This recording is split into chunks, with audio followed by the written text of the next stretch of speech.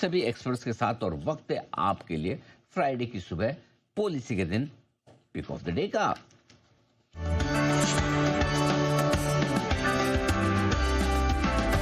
सत्यजीत सुप्रभात, बताएं sir pick of the day. Good morning Anil ji, good morning Neha, good morning to all the panelist. Anil ji, यहाँ पर Tata Motors passenger vehicle में हम पिछले कुछ दिनों से पॉजिटिव रहे हैं। एक बेस बिल्डिंग फॉर्मेशन की एक्सपेक्टेशन थी, उसका मुझे लग रहा है पिछले कुछ दिनों में ये कंफर्मेशन सेट हो चुका है। अपने शॉर्ट टर्म एवरेजेस से तो काफी अच्छी तरह ये ऊपर ट्रेंड हो रहा है, बट हाल फिलहाल में जो एक काफी स्ट्रॉन्ग अपमूव ट्रिगर हुई थी इसके 50 डे एक्सपोनेंशियल मूविंग एवरेज के ऊपर, मुझे लग रहा है ये जल्दी अपने 200 डे एक्सपोनेंशियल मूविंग एवरेज को भी पार कर देगा।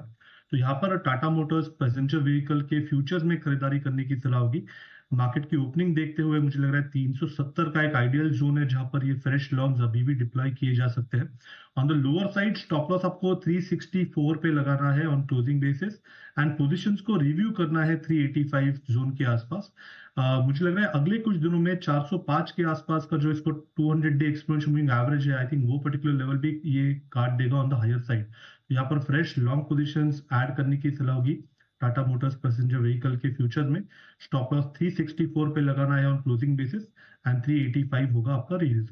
ऑलराइट, टाटा मोटर्स पीवी इस पर रखिएगा नजर, नंबर्स निकल कर आए और अब पसंद आ रहा है ये सचित जी को।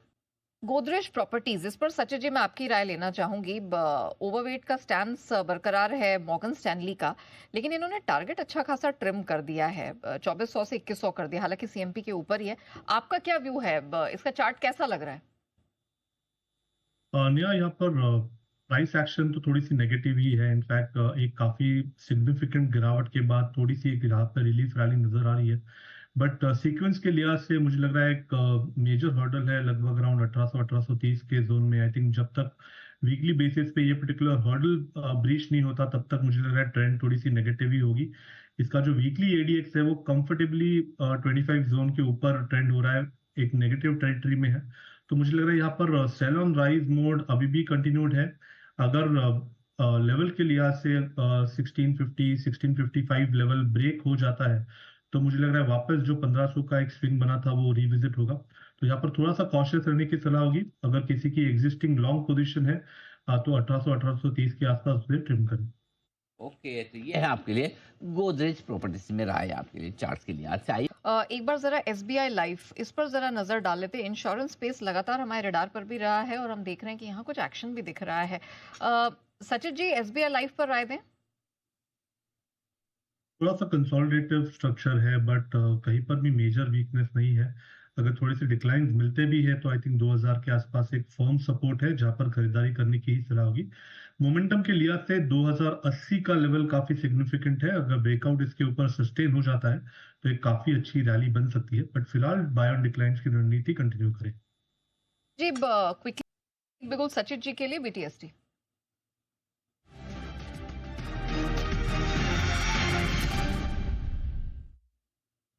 बताएं सचित जी।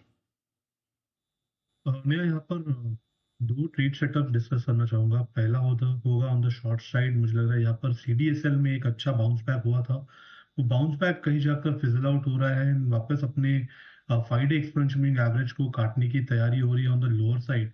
तो यहाँ पर मुझे लग रहा है एक फ्रेश शॉट डिप्लॉय किया जा सकता है। स्टॉप लॉस आपको यहाँ से लगभग अराउंड 1365 पे लगाना है। On the lower side positions को 1280 के आसपास रिव्यू करने की सलाह होगी। तो यहाँ पर फ्रेश शॉर्ट्स ऐड करने हैं सीडीएसएल के काउंटर में। And on the long side मुझे लग रहा है यहाँ पर एलएनटी काफी स्टेबल रहा है अभी भी। जिस तरीके से डेटा प्लेस्ड है, एक कॉन्ट्रैक्टिंग रेंज है जिसका बेस लगभग अराउंड 4030 के आसपास प्लेस्ड है।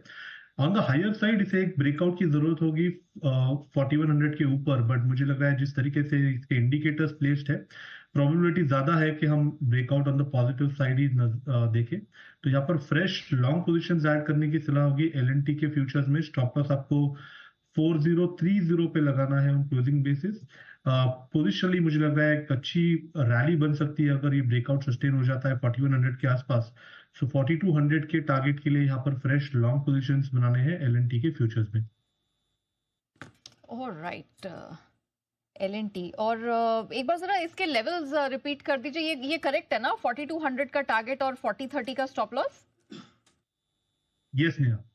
राइट, चलिए, तो एक सेल की रिकमेंडेशन CDSL में निकल कर आई है और खरीदारी आपको L&T में करनी है, जहां पर 4200 तक का टारगेट आपके लिए बनता हुआ दिखाई देगा। 4030 का आपको लगाना है स्टॉप लॉस। की तेज गिरावट के बाद आज फिर से भारतीय बाजार प्रदर्शन खराब करते हुए दिख रहे हैं हफ्ते के आखिरी दिन।